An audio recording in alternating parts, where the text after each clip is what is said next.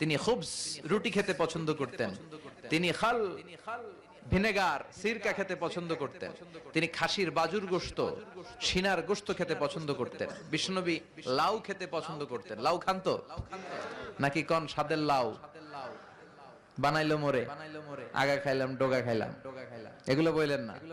বিসমিল্লাহ বলে খাবেন, খাওয়ার পরে কি পড়বেন? আলহামদুলিল্লাহ। লাউ খেতেন বিশ্বনবী। মাশরুম খেতেন। মাশরুম চিনেন? এখন ইদানিং মাশরুমের স্যুপ পাওয়া যায়, এটা চোখের জন্য বেশ ভালো। মাশরুম খেতেন, শশা খেতেন, তরমুজ খেতেন, কালিজিরা খেতেন, আজোয়া নামে একটা খেজুর খেতেন স্পেশাল। বিশ্বনবী বলেন মদিনার আজোয়া খেজুর যদি কেউ প্রতিদিন সকালে 7টা খায়, ওই দিন কোন সাপে কামড় দিলেও বিষে ধরবে না, ব্ল্যাক ম্যাজিক করলে ক্ষতি হবে না, জিন পরীর জাদু টোনায় তো কাজই হবে না।